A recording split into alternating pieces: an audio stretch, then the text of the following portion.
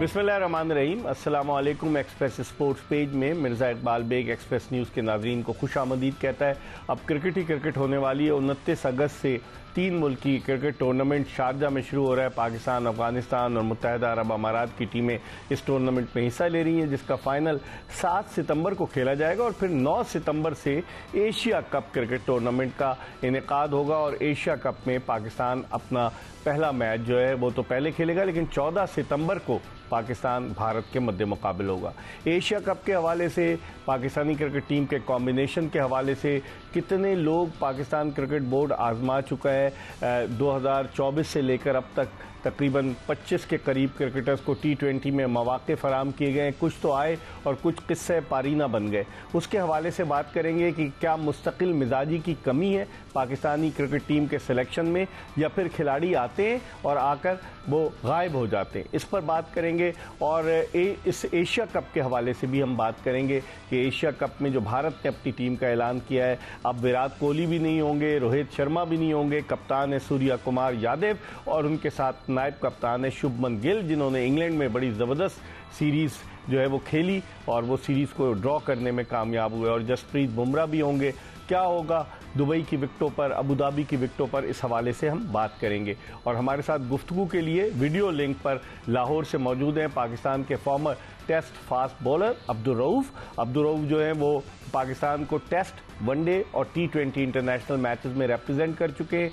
पाकिस्तान के चंद qualified coaches में, पढ़े लिखे कोचेस में इनका शुमार होता है। और जो आदमी सच बात करता है उसको फिर नुकसानात भी बर्दाश्त करने पड़ते हैं। शायद यही वजह है कि अब्दुल रऊफ कोचिंग असाइनमेंट कोई ना ले सके, और जिन लोगों को कोचिंग असाइनमेंट मिलता है उनकी क्या काबिलियत है ये सब जानते हैं। हम अब्दुल रऊफ से बात करेंगे, लेकिन इससे पहले कि हम अब्दुल रऊफ से गुफ्तगू के सिलसिले का आगाज़ करें, पहले आपको एक पैकेज दिखाते हैं।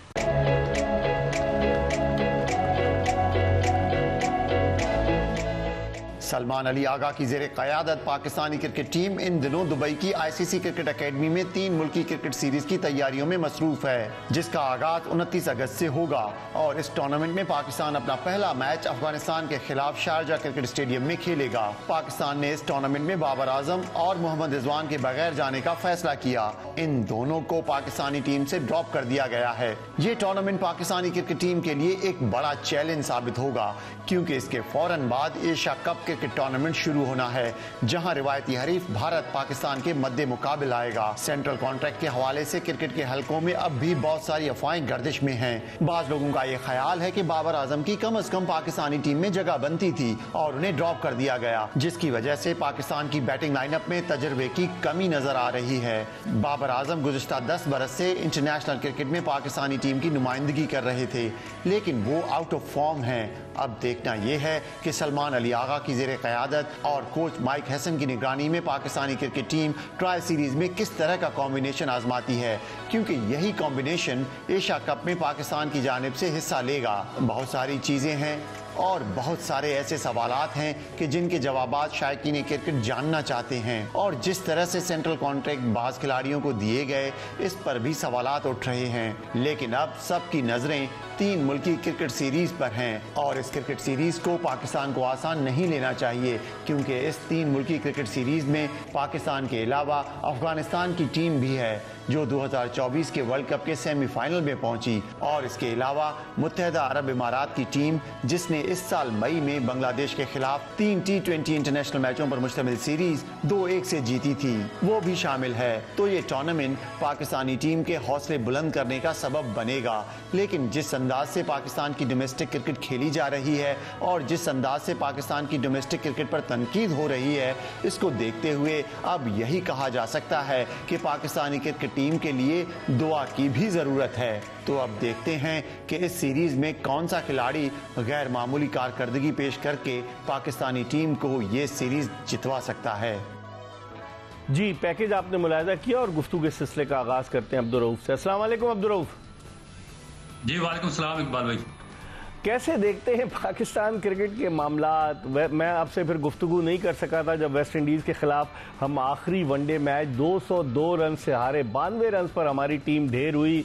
क्या हो रहा है? अब इन्होंने बाबर आजम को भी बाहर कर दिया, उनकी जो PR एजेंसी है, उनके जो मीडिया एजेंट्स हैं वो बड़ी हाइप बना रहे हैं। इन्होंने मोहम्मद रिजवान को भी सेंट्रल कॉन्ट्रैक्ट से बाहर कर दिया, टीम से भी बाहर कर दिया, और रिजवान जाकर कैरेबियन प्रीमियर लीग में खेले। पहले मैच में वही अपना स्टाइल दिखाते हुए आउट हो गए। ओवरऑल आप देखते हैं पाकिस्तान क्रिकेट बजाय बुलंदी की तरफ जाने के पस्ती की तरफ नहीं गामजन हो गई है। इकबाल भाई, जैसा कि आप दुरुस्त कह रहे हैं, और मेरा ख्याल है कि हर गुजरते दिन के साथ जो पाकिस्तान की क्रिकेट है और पाकिस्तान की जो स्पोर्ट्स है वो बद से बदतरीन हालात का शिकार होती जा रही है, और क्रिकेट भी उनमें से एक है। और इस तरह लग रहा है कि जिस तरह पाकिस्तान जो क्रिकेट है तो उसका अब कोई फ्यूचर नहीं है, कोई उसका वाली वारिस नहीं है, कोई पूछने वाला नहीं है, और कुछ ऐसे सिस्टम चल रहा है जिस तरीके से अपनी मन मर्जी के फैसले किए जा रहे हैं। ना सिर्फ मैनेजमेंट में, ऑफिशियल्स में, डायरेक्टर्स की अपॉइंटमेंट आप देख लें, फिर जितने भी जो डोमेस्टिक इश्यूज हैं इनके, उसके बाद इंटरनेशनल इश्यूज हैं, फिर प्लेयर की सिलेक्शन, फिर प्लेयर्स के सेंट्रल कॉन्ट्रैक्ट का इशू, फिर मुख्तलिफ जगह से बांग्लादेश से सीरीज हार जाना, फिर वेस्ट इंडीज जैसी बॉटम टीम से 202 रन जैसी पाकिस्तान की तारीख की बदतरीन शिकस्त से दो चार हो जाना। तो मेरा ख्याल है कि ओवरऑल पाकिस्तान क्रिकेट का डिजास्टर है। और इसमें आप ये सिर्फ ये करंट जो मैनेजमेंट है इसको नहीं, पिछले 10 साल से जो भी लोग इसमें काम करते रहे हैं, जो क्रिकेटर्स इसके साथ इन्वॉल्व रहे हैं, जो करंट अभी गवर्निंग बोर्ड इसके साथ इन्वॉल्व है, जो डायरेक्टर्स डोमेस्टिक हैं, डायरेक्टर हाई परफॉर्मेंस है, डायरेक्टर नेशनल अकेडमीज हैं, जो सारे लोग हैं वो सब के सब इसका पार्ट एंड पार्सल है। उन सब ने इसमें अपना जो शेयर है उसमें उन्होंने पूरी तरह वसूल किया, और पाकिस्तान क्रिकेट को डिजास्टर का शिकार करने में उनके नुमाया उनका हाथ है।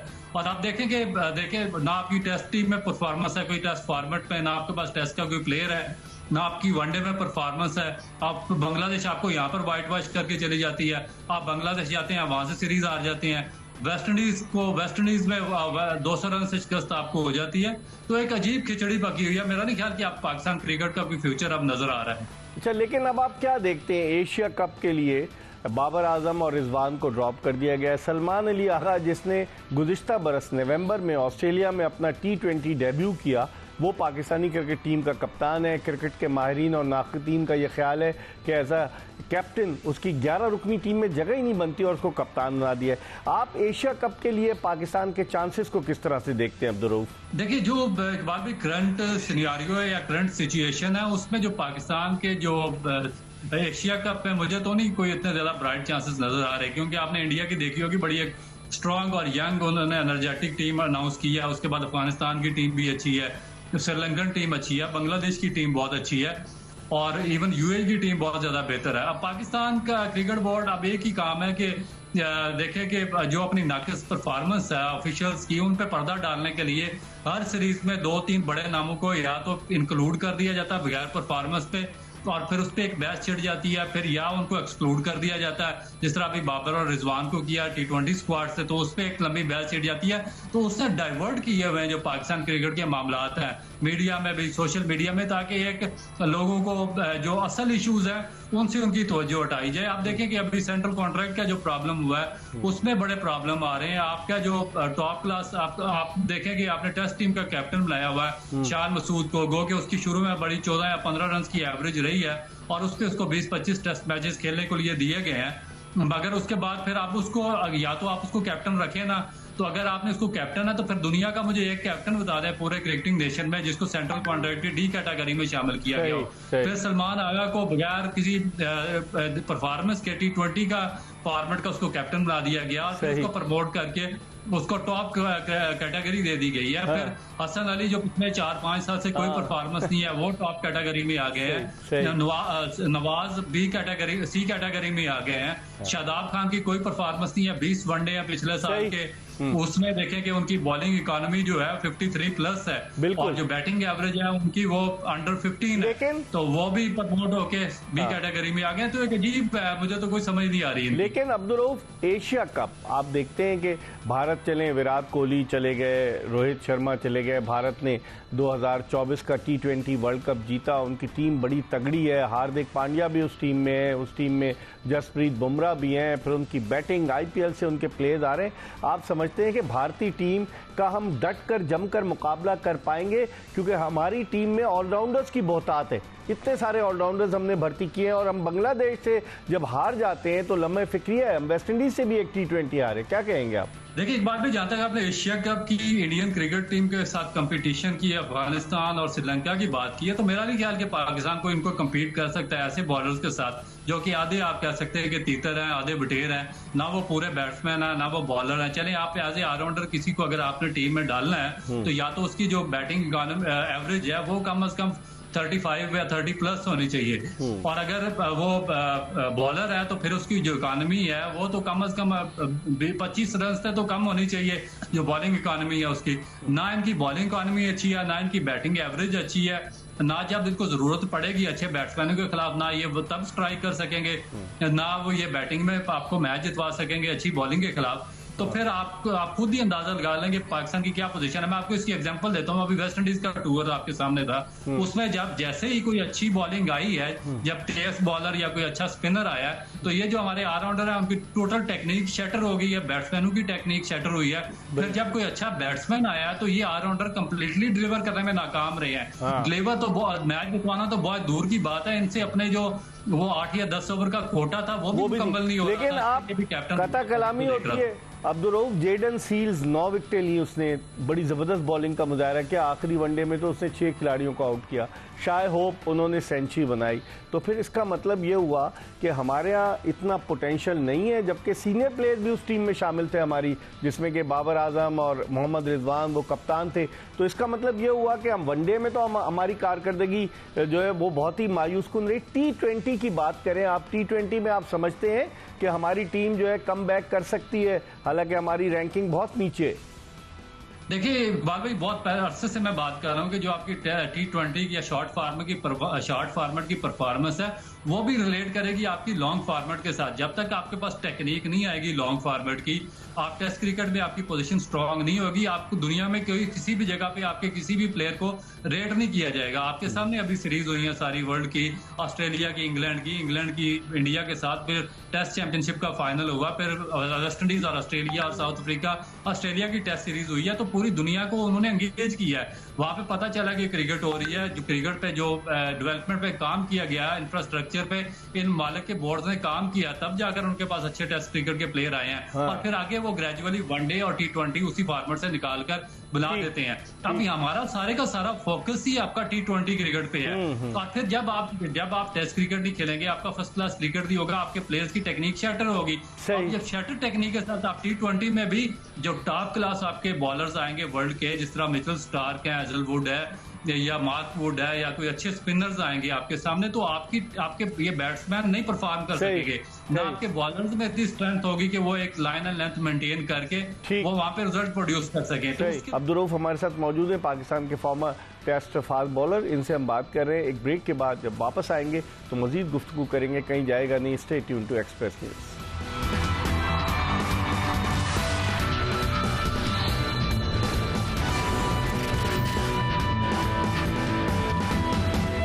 पाकिस्तान के साबिक test fast bowler, qualified coach Abdurrauf के साथ ब्रेक के बाद शो में एक मरतबा फिर खुशामदीद कहते हैं।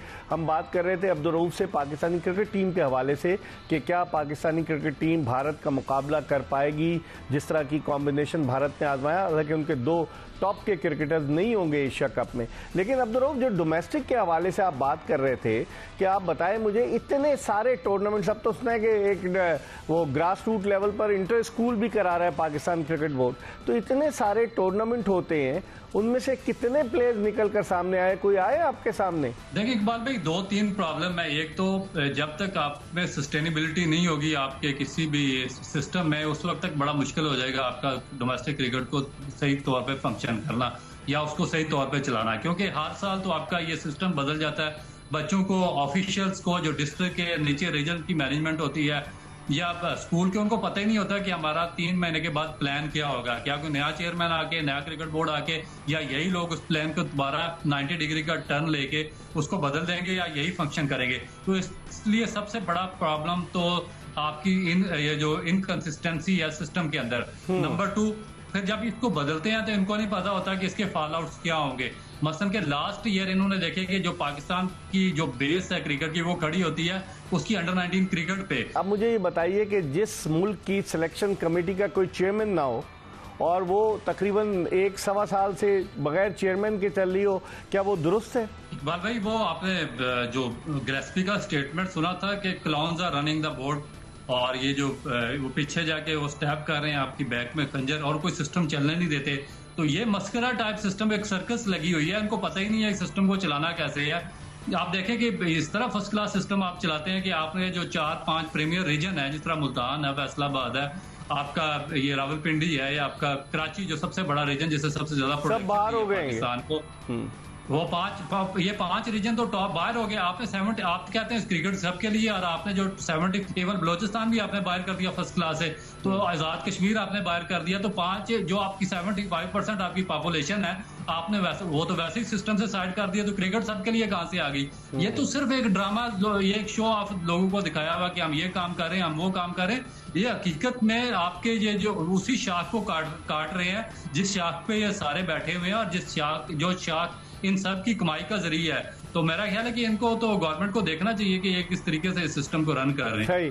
अच्छा, एक चीज और बताइए कि जिस तरीके से पाकिस्तान में क्रिकेटर्स को लाया जाता है, जो कप्तानों का, लोग कह रहे हैं कि कप्तानों का म्यूजिकल चेयर गेम है, कि 2024 से अगर आप देखें तो शाहीन शाह अफरीदी कप्तान थे, फिर बाबर आजम कप्तान बने, फिर बाबर आजम को हटाकर रिजवान कप्तान बने, उसके अलावा सलमान अली आगा T20 के कप्तान बन गए, और फिर शान मसूद टेस्ट के कप्तान हैं। तो आप नहीं समझते 1-1.5 साल में इतने सारे कप्तान, उनकी मुसलसल तब्दीलियां भी पाकिस्तान क्रिकेट को नुकसान पहुंचा रही हैं? बिल्कुल होती हैं, क्योंकि जब आपकी ऑफिशियल्स चेंज होती हैं, आपकी मैनेजमेंट चेंज होती है, आपके कैप्टन चेंज होते हैं, तो उसका सारे का सारा जो एक रिएक्शन आता है वो आपकी टीम की परफॉर्मेंस के ऊपर आता है। वो इसीलिए डाउनफॉल का शिकार है, और इसकी वाहिद वजह भी ये पाकिस्तान क्रिकेट बोर्ड की इनकॉम्पिटेंसी है, जो इसका थिंक टैंक है कि आप कैसे कैप्टन बदल सकते हैं। आप पूरी दुनिया में मुझे कोई एक क्रिकेट कंट्री बता दें कि जिसमें इस तरह का कोई तमाशा लगता हो कि जिसमें आप मैं 2 महीने बाद आप कैप्टन बदल देते हूँ, क्योंकि ये एक प्रोसेस है, ग्रेजुअल प्रोसेस है। जब आपका सिस्टम स्ट्रांग होता है,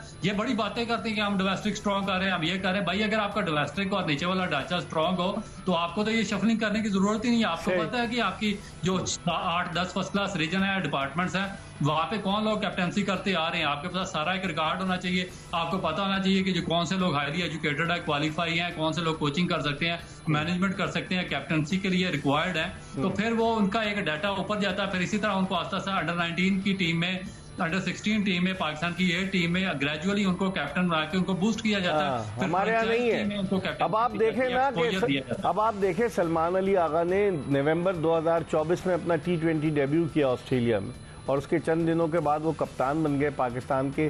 कहाँ पहले उन्होंने कोई डोमेस्टिक क्रिकेट में किसी टीम की कप्तानी की? और लाहौर फ्रेंचाइज का कैप्टन शादाब खान है, और वो पाकिस्तान टीम का कैप्टनसी कर रहा है। तो ये अजीब हो गया। इनको असल में इनका माइंडसेट ही नहीं है इस क्रिकेट वाला। इनका सिर्फ माइंडसेट है यहाँ पे अपनी कमाई करना और निकल जाना। इसके अलावा दूसरा कोई इनको तरीका नहीं आता कि किस तरीके से डेवलपमेंट करनी है, क्योंकि एक चीज को डेवलप करके आप ये अनाउंस करके, शेड्यूल अनाउंस करके, आपका वो चैंपियंस कप मुझे बताएं किधर चला गया, जिसमें आपने 6 मेंटोर भर्ती किया था, 50-50 लाख रुपया उनको आपने तनख्वाहें दी है। 10 दिन के बाद चैंपियंस कप खत्म हो गया, और वो 6 महीने घर बैठ के आप उनको पैसे देते रहे। और मजे की बात है, अब्दुल रऊफ के चैंपियंस कप का जो बेहतरीन बॉलर था मोहम्मद हसनैन, उसको सेंट्रल कॉन्ट्रैक्ट नहीं दिया, और जो बैट्समैन जिसने रन्स के अंबार लगाया उस्मान खान, जो मुत्तहिदा अरब अमारात छोड़कर आया, वो भी सेंट्रल कॉन्ट्रैक्ट में नहीं है। बिल्कुल। और देखे कि और उसके बाद जो तीसरा है वो आपने बुलाया था गैरी क्रिस्टन और जैसन गिलेस्पी को बाहर से बुलाया था चैंपियंस कप को देखने के लिए। सबसे पहला नजला तो उन पे गिरा कि उनको ड्यूरिंग उसे 1 महीने के बाद ही सैक कर दिया गया। फिर उस चैंपियंस कप के जो टॉप परफॉर्मेंस थे वो किसी सेंट्रल कॉन्ट्रैक्ट की किसी कैटेगरी में नहीं आए, वो बाहर हो गए। फिर मुझे अब मकसद तो बताया ना कि इनसे कोई सवाल पूछने वाला है कि जो उन लोगों पे आपने पैसा लुटाया है, करोड़ों रुपया, कम से कम 20-25 करोड़ रुपया आपने जाया किया। अगर आप वो अपने डोमेस्टिक सिस्टम पे लगाते, अपने पिचेस सही करने पे, क्लबों पे बॉलें बांट देते, क्लबों का इंफ्रास्ट्रक्चर बिल्ड करने में लगा देते, तो आपको बेशुमार प्लेयर मिल सकते थे। बच्चों का भला हो जाता। तो आपने ये फजूल लोगों पे इतना ज्यादा पैसा इन्वेस्ट किया, जाया किया, और फिर जो वाब रियाज है उसको देखें कि मेंटोर्स का मेंटोर लगा दिया यार, क्योंकि ये इस तरह ऑब्लिगेशन चल रही है यहाँ पे पाकिस्तान की क्रिकेट में कि एक जगह पे फेल होता है उसको दूसरी जगह से फेल होता है, तीसरी जगह से फेल होता है, चौथी जगह से फेल होता है, तो उसको डायरेक्टर बना दिया जाता है और किसी का एड लगा दिया जाता है। तो ये मेरा तो नहीं ख्याल कि इस तरीके से आप कोई भी इदारा चला सकते। ठीक है, अब्दुल रऊफ हमारे साथ मौजूद है, पाकिस्तान के फॉर्मर टेस्ट फास्ट बॉलर, इनसे हम बात कर रहे हैं। एक ब्रेक के बाद जब वापस आएंगे तो मजीद गुफ्तगू करेंगे, कहीं जाएगा नहीं। Stay tune to Express news.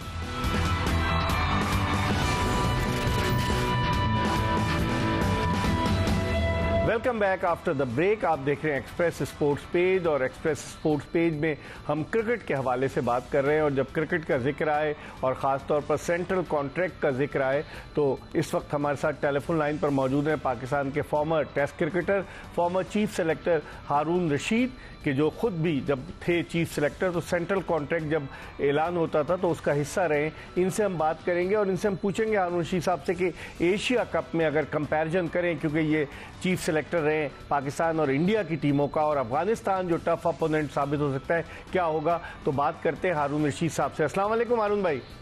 वालेकुम अस्सलाम, कैसे हैं इकबाल? मैं बिल्कुल ठीक हूँ। हारून भाई ये बताइए, हमने ए कैटेगरी खत्म कर दी। लोग कहते हैं कि या तो हमारे पास टैलेंट नहीं है, या फिर ये कि हमने झटका देने के लिए जो 2-3 सीनियर प्लेयर से ये ए कैटेगरी खत्म की है। आपकी क्या राय है इस हवाले से? देखिए, इसमें तो थोड़ा सा समझने की जरूरत है कि एक्चुअली जो ए कॉन्ट्रैक्ट जो कैटेगरी ए में देते थे उसमें तीनों फॉर्मेट के प्लेयर शामिल होते थे। अब क्योंकि आपने देखा होगा कि पिछले कुछ अरसे से इन्होंने बाबर आजम को और रिजवान को जो है वो आपने T20 में से निकाल दिया। जो आपने तीनों फॉर्मेट के पास आपके क्रिकेटर ही नहीं रहे, तो उन्होंने फिर, मुझे लगता यही है कि उन्होंने एक कैटेगरी में किसी को नहीं रखा। लेकिन देखिए, सबसे बड़ी चीज, जो इम्पोर्टेंट चीज मैं आपको बता दूं आपके व्यूअर्स के लिए भी, कि देखिए बाकायदा 6 से 8 कंपोनेंट्स होते हैं क्राइटेरिया के। अगर उस क्राइटेरिया को फुलफिल करते हैं ये प्लेयर्स, तो फिर उनको वेरियस कैटेगरीज मिलती हैं। मुझे ऐसा लगता है कि आई डोंट नो कि इस दफा कोई क्राइटेरिया था या नहीं था, क्योंकि मुझे तो इसका इल्म नहीं है। लेकिन जब मेरे जमाने में हमने बाकायदा रखा हुआ था कि एक तो यूटिलिटी उस प्लेयर की, करंट फॉर्म उसकी, उसके बाद उसकी जो फिटनेस का लेवल है, और अगले 12 सालों में उसकी अगर हमारे पास उसकी जरूरत होगी तो उस 12 महीनों में हमें वो किस हद तक वो दे सकता है पाकिस्तान के लिए खदमात। तो ये बहुत सारी चीजें इसमें थी जिसको हम सामने रख के करते थे। तो अभी जो मैं देख रहा हूँ, मैं हैरान हूँ कि शादाब खान का फ्यूचर अभी तक अनसर्टन है। हमें नहीं पता कि वो कब वापस इंटरनेशनल क्रिकेट में आएगा। उसको सेंट्रल कॉन्ट्रैक्ट देना मेरी समझ से बाहर था। इसी तरह कुछ ऐसे प्लेयर्स, हसन अली और ये ऐसे प्लेयर्स हैं जो कि अभी तो आए हैं, और उसके बाद उनकी परफॉर्मेंस कोई ऐसी तो नहीं है जिसमें कि आप उनको कोई वेरियस कैटेगरीज दे दें। देखिए, सेंट्रल कॉन्ट्रैक्ट का मतलब यही नहीं होता कि आप बांट दें लोगों में। ऐसा नहीं है। आपको बड़ा सोच समझ के, देखभाल के कॉन्ट्रैक्ट देने होते हैं, क्योंकि ये पैसा आपका पाकिस्तान क्रिकेट बोर्ड का कोई इतनी आसानी से तो नहीं हम किसी को दे सकते। तो इनको अर्न करना पड़ता है सेंट्रल कॉन्ट्रैक्ट। ये नहीं है कि हम उनको दे रहे हैं, उनको अर्न करना पड़ता है अपनी परफॉर्मेंस से, और उनकी अपनी फ्यूचर की यूटिलिटी हमारे लिए क्या होगी और क्या नहीं होगी। अच्छा, एक और चीज आरुण भाई, हारिस रऊफ तो व्हाइट बॉल क्रिकेट खेलते हैं, वो टेस्ट क्रिकेट तो खेलते ही नहीं है। उनको भी बी कैटेगरी में आपने दे दिया है। बी कैटेगरी में बहुत सारे खिलाड़ी हैं। फ़खर जमान को ये टेस्ट नहीं खिलाते, फ़खर जमान भी बी कैटेगरी में है। फिर आपने हसन अली का जिक्र किया, फिर उसके अलावा शादाब खान का जिक्र किया, और बी कैटेगरी में वो जो सलमान अली आगा भी बी कैटेगरी में। तो वो प्लेयर्स हैं आरुण भाई के जिनके ऊपर कुछ क्वेश्चन मार्क तो बनते हैं ना? जी बिल्कुल बनते हैं, इसलिए बनते हैं। देखिए, मैं आपको बताऊं कि जब तक आपकी, देखिए ना, मुझे बताएं कि इसमें तो कई ऐसे क्रिकेटर्स हैं जिनकी पिछले साल की तो कोई परफॉर्मेंस ही नहीं। सही। और अभी भी अगर आप देखेंगे तो उनकी परफॉर्मेंस कोई ऐसी नहीं है कि हम उनको ये कह दें कि जी ये सर्टन है। ये तो हो सकता है कि 15 में अगर आप ले लें, उनको 11 में ना शामिल करें। लेकिन जहां तक हारिस रऊफ की आप बात कर रहे हैं, हारिस रऊफ का भी पिछले 2 साल का रिकॉर्ड आप उठा के देखें, उसमें एक तो उसकी फिटनेस के इश्यूज हैं, उसके बाद वो सिर्फ T20 क्रिकेट खेलता है, सिर्फ 4 ओवर की क्रिकेट। तो 4 ओवर की क्रिकेट खेलने के लिए आप उसको एकदम से टॉप कैटेगरी तो नहीं दे सकते। यानी कोई ना कोई तो क्राइटेरिया इनको बनाना पड़ेगा कि जो सिर्फ व्हाइट बॉल क्रिकेट खेलते हैं उसके लिए हमने क्या पैमाना रखना चाहिए, और जो तीनों फॉर्मेट खेलते हैं उनके लिए क्या पैमाना होना चाहिए कैटेगरी का, और जो 2 फॉर्मेट खेलते हैं वनडे और T20 उनका क्या पैमाना होना चाहिए। तो मेरे अपने नजदीक वो कोई बहुत ज्यादा सोच विचार मुझे नहीं लगता, क्योंकि मैं तो देखता ही नहीं कि कोई मीटिंग होती है कोई इसकी। आप देखें ना, इंडिया ने अपनी टीम अनाउंस की, उनके कैप्टन और उनके कोच ने बैठ के सामने आके बताया सब कुछ, जो भी उनका सिलेक्टर है उन्होंने आके अनाउंस किया, रीजंस दिए कि हमने क्यों ऐसे अच्छे प्लेयर्स भी बाहर किए और क्यों हमने इन प्लेयर्स को रखा। हमारे यहाँ तो प्रेस रिलीज इश्यू होती है और अभी टीम अनाउंस हो जाती है। अब कहीं ना कहीं तो सवालात बनते हैं ना, अगर आप प्रेस कॉन्फ्रेंस करेंगे तो मीडिया सवालात तो करेगा ना कि ये क्यों नहीं हुआ, तो आपको उसको रीजन देना पड़ता है। बिल्कुल हमारे जमाने में जो हम आते थे बिल्कुल सामने आके प्रेस कॉन्फ्रेंस करते थे और जब हमारे साथ कुछ सवालात होते थे उसके हम जवाब देते थे। लेकिन टीम की परफॉर्मेंस हो या ना हो वो अलग चीज है। लेकिन यह कि आपने जो भी टीम बनाई है उसको आप उसका जवाब तो पेश करेंगे ना, उसको साबित तो करेंगे कि क्यों आपने इन प्लेयर्स को लिया। सही। लेकिन एक चीज और आनंद भाई, सऊद शकील जिसने टेस्ट मैचेस में सबसे ज्यादा रन बनाए पिछले साल, और उसको आपने उठा के बी से उसको सी कैटेगरी में रख लिया है, तो जो परफॉर्मेंस दे रहा है लड़का, और वो आपके टेस्ट टीम की क्या हालत है सबको पता है कि किस तरीके से परफॉर्म कर रहे हैं लड़के, तो उसको आपने कभी आप उसको वाइट बॉल क्रिकेट में चैंपियंस ट्रॉफी में लेकर आ जाते हैं, खिलाते हैं और उसके बाद वो बाहर कर देते हैं। आप समझते हैं कि सऊद शकील डिजर्व करता था एक सऊद शकील कि वो सी कैटेगरी में और डी कैटेगरी में कप्तान को रख लिया है? हालांकि अभी उसको हटाया नहीं, लेकिन अभी फिलहाल तो वो कप्तान ही है ना, शान मसूद। देखिए इसमें 2 चीजें हैं, आपने 2 लड़कों के जिक्र किया जिसमें शान मसूद है और एक आपका सऊद शकील है। देखिए ये लोग सिर्फ 4-5 डे क्रिकेट खेलते हैं, ठीक है हाँ। लेकिन अभी हमने देखा था पिछले दिनों इन्होंने इन दोनों को वनडे में भी इस्तेमाल किया था हाँ। और टू सम एक्सटेंट में समझता हूँ शान मसूद को तो उन्होंने T20 में भी इस्तेमाल किया, लेकिन ठीक है उनकी परफॉर्मेंस अगर सेटिस्फैक्ट्री नहीं थी तो अब ये देखें ना, आपकी इस साल में होता ही है कि आपको पता होता है कि फ्यूचर टूर प्रोग्राम में हमारे कितने टेस्ट मैचेस इस साल में हैं, कितने ओडीआई हैं और कितने T20 हैं, तो उनको सामने रखते हुए आप देखते हैं कि आपके पास प्लेयर्स की अवेलेबिलिटी क्या है। अगर आपका सिर्फ एक ही टेस्ट सीरीज है तो उसकी बेसिस के ऊपर आप कैसे किसी को कोई कॉन्ट्रैक्ट जो है वो अवार्ड कर सकते हैं या नहीं दे सकते। तो मेरे अपने नजदीक इससे बहुत सोच विचार की जरूरत होती है। आई थिंक ये बड़ा रैंडमली कर दिया गया बगैर सोचे समझे, जिसका आई थिंक इसीलिए इतना ज्यादा बैकलैश भी हो रहा है। सही।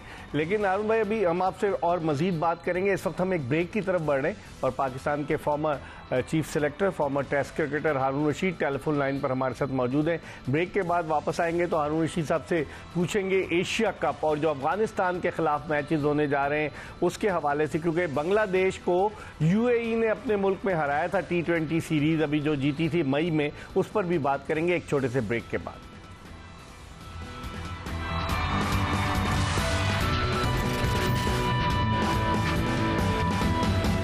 Welcome back after the break. आप देख रहे हैं एक्सप्रेस स्पोर्ट्स पेज और ब्रेक पर जाने से कबल हम बात कर रहे थे पाकिस्तान के साबिक चीफ सेलेक्टर साबिक टेस्ट क्रिकेटर हारून रशीद से सेंट्रल कॉन्ट्रैक्ट के हवाले से। अब थोड़ी सी बात कर लेते हैं पाकिस्तान जो ट्राई सीरीज में अफगानिस्तान और मुत्तहदा अरब अमारात के मद्दे मुकाबिल होगा शारजा में जो 29 अगस्त से शुरू हो रही है, और फिर उसके बाद एशिया कप जो 9 सितंबर से शुरू हो रहा है, और पाकिस्तान का जो सबसे अहम मुकाबला है वो 14 सितंबर को भारत के खिलाफ दुबई में होगा। आनंद भाई कैसे देखते ये जो ट्राई सीरीज है इसका नतीजा टीम की कारकर्दगी पर कितना असरअंदाज होगा? अगर पाकिस्तान ये टूर्नामेंट जीतता है तो मोरल अप होगा, और अगर खुदा न खास्ता टीम की कारकर्दगी डाउन होती है तो आप नहीं समझते कि एशिया कप जैसे मेगा इवेंट से कबल यकीनन ये परेशानी की बाइस होगी हमारे लिए?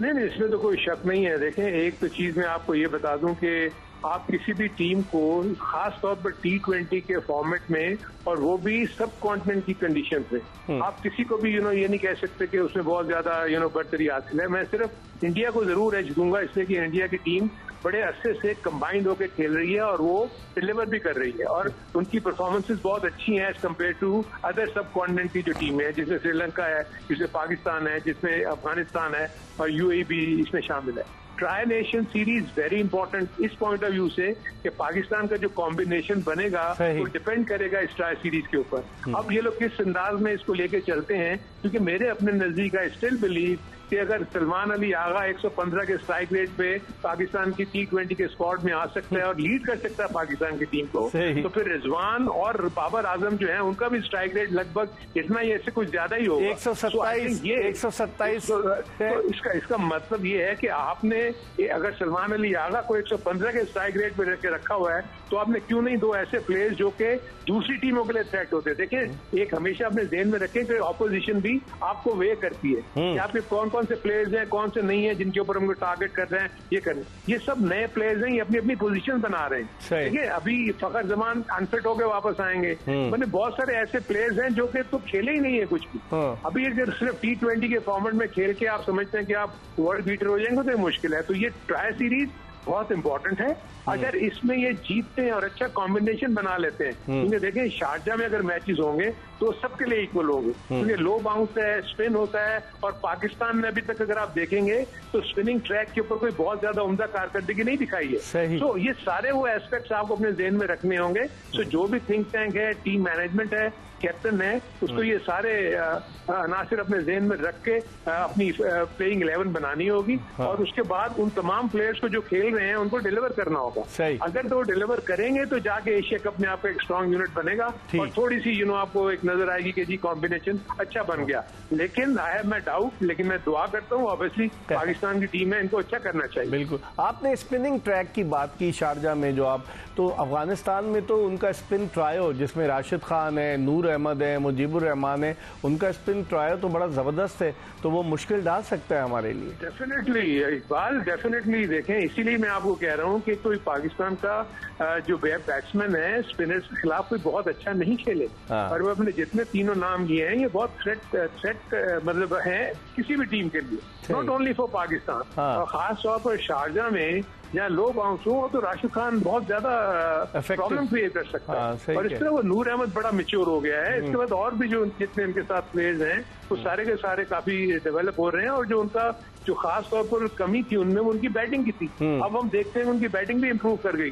सो इसके तीनों शोबों में वो ज्यादा अच्छा कारकर्दगी दिखा रहे हैं। तो पाकिस्तान को तो इवन फॉर दैट मैटर मैं समझता हूँ यूएई के खिलाफ भी कोई उनको यूएई को भी आसान नहीं लेना होगा। यूएई की टीम भी बुरी नहीं है। हाँ, अभी अरुण भाई यूएई ने अभी मई में जो उनकी होम ग्राउंड पे शारजा में सीरीज हुई बांग्लादेश के खिलाफ 3 T20 की, तो यूएई वो सीरीज 2-1 से जीता। पहला T20 हार गया लेकिन बाकी दोनों T20 जीता, तो इसका मतलब है उनको तजुर्बा तो थोड़ा बहुत तो है अपनी पिचेस पे खेलने का। इसमें तो कोई, इसीलिए तो मैं आपको कह रहा हूँ, मैंने पहले ही कहा कि यूएई को भी आप जो है कमजोर टीम ना समझे। मुझे तो अफसोस होता है कि उस्मान खान क्यों यूएई को छोड़ के आ गया और यहाँ से भी बाहर हो गया और सारा के सारा अपना उसने जो कश्तियां ही जला दी। वरना तो यूएई में अगर ये उस्मान खान खेल रहा होता तो यूएई की टीम और ज्यादा स्ट्रांग हो जाती। सही कह रहे हैं, सही कह रहे हैं। लेकिन अब ये अगर हम देखते हैं, क्योंकि जो एशिया कप के मैचेज हैं अरुण भाई वो दुबई में और अबू धाबी में होंगे, और वहाँ ये शारजा के मुकाबले में दुबई की विकेट डिफरेंट होगी। IL T20 भी वहाँ कई खिलाड़ी खेल चुके हैं। वहाँ की पिचेस को देखते हुए आप समझते हैं कि जो 14 सितंबर को क्रंच मुकाबला होने जा रहा है पाकिस्तान वर्सेस इंडिया, उस पिच पर आप समझते हैं कि हमारे फास्ट बॉलर्स जो कि हारिस रऊफ है हमारी टीम में, और उसके अलावा हमारी टीम में शाहीन शाह अफरीदी हैं, हसन अली हैं, ये मुश्किल डाल सकते हैं इंडियन टीम के लिए? देखिए, बैटिंग ट्रैक के ऊपर मैं नहीं समझता कि कोई भी फास्ट बॉलर जो है वो बहुत ज्यादा कामयाब होगा, क्योंकि देखिए वेरिएशन इस्तेमाल करते हैं, स्लोअर बॉलिंग का इस्तेमाल होता है।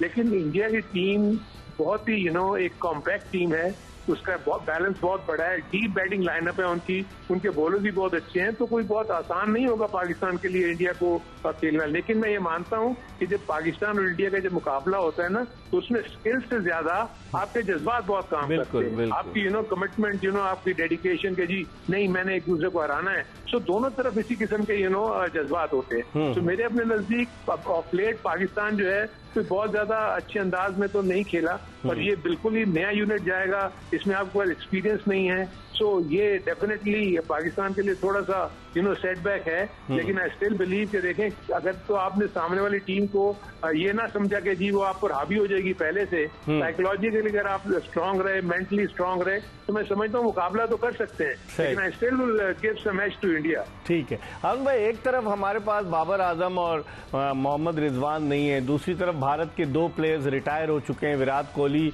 और रोहित शर्मा। कैसे देखते हैं कि दोनों टीमों के जो टॉप स्टार्स थे, बाबर भी स्टार है हमारा और उनके भी रोहित और विराट कोहली नहीं है, उनके बगैर आप समझते हैं कि इस मुकाबले में वही जोश और जज्बा रहेगा जो माजी का खासा रहा है? देखिए, जज्बा तो रहेगा, लेकिन आपने जो नाम लिए ना, जो सबसे बड़ा जो मुझे ये है कि इंडिया को रोहित शर्मा और विराट कोहली के जाने से कोई नुकसान नहीं हुआ। उनकी रिप्लेसमेंट जो है बहुत अच्छी उनके पास आ गई, जो डिलीवर भी कर रही। देयर एज आपका रिजवान और बाबर अगर आपकी टीम में नहीं है तो उनके मुकाबले में जो लोग आए हैं वो उनके बिल्कुल करीब भी नहीं फटकते। तो मुझे लगता है कि ये बहुत बड़ा डिफरेंस है इंडिया और पाकिस्तान के उसमें, कि इंडिया का जो बेंच स्ट्रेंथ है वो पाकिस्तान से बहुत स्ट्रांग है, वेयरएज पाकिस्तान का जो बेंच स्ट्रेंथ है, आज मैं देख रहा था कि नेपाल से बड़ी मुश्किल से मैच जीते। यानी नेपाल पाकिस्तान शाहीन को आखिरी ओवर में अगर वो रन आउट ना होता तो वो पाकिस्तान वो मैच हार गया था। तो मेरे अपने नजदीक पाकिस्तान को बड़ा सोचना पड़ेगा कि आप किस लेवल पे जा चुके हैं। टॉप एंड सीरीज जो क्लब क्रिकेट हो रही है वहां पर, वहां पाकिस्तान की टीम स्ट्रगल कर रही है। आप यूएसए की टीम, किंग्स की टीम से हार गए अरुण भाई। जी जी जी बिल्कुल, मैं वही कह रहा हूँ। तो आज भी आप नेपाल से हार जाते, वो तो रन आउट कर दिया, तो वो मैच जो है 1 रन से जीत गया पाकिस्तान आखिरी बॉल पे। लेकिन मैं एक सिर्फ आपको बता रहा हूँ कि ये लम्हा फिक्री है। आई विश कि आपके पास टाइम होता तो हम जरा और इंशाल्लाह ताला आपको हम शो में बुलाएंगे ना, इंशाल्लाह ताला इतवार को हम शो करेंगे तो आपको जहमत देंगे। अरुण भाई, आपका बहुत बहुत शुक्रिया, आपने हमें वक्त दिया। पाकिस्तान के former chief selector, former test cricketer Haroon Rashid, जो टेक्निकली ऐसी बातें करते हैं कि जो यकीनी तौर पर क्रिकेट लवर्स के लिए बड़ी फायदेमंद साबित होती हैं। इसके साथ ही एक्सप्रेस स्पोर्ट्स पेज की ये एपिसोड अपने इख्तिताम को पहुंची। आपने देखा कि पाकिस्तान के साबिक test fast bowler Abdul Rauf ने, जो वीडियो लिंक पर हमारे साथ मौजूद थे, पाकिस्तान क्रिकेट के मामलात को किस तरीके से उजागर किया। और आपने देखा कि पाकिस्तान के साबिक चीफ सेलेक्टर हारून रशीद ने इस हवाले से जो एशिया कप है या ट्राई सीरीज, उसके हवाले से अपनी राय का इजहार किया, सेंट्रल कॉन्ट्रैक्ट के हवाले से। इसके साथ ही एक्सप्रेस स्पोर्ट्स पेज की यह एपिसोड अपने इख्तिताम को पहुंची। इंशाअल्लाह अगर जिंदगी ने वफा की तो अगले शो में फिर आपकी खिदमत में हाजिर होंगे। मिर्जा इकबाल बेग और एक्सप्रेस न्यूज़ की पूरी प्रोडक्शन टीम को इजाज़त दीजिए। अल्लाह हाफिज़।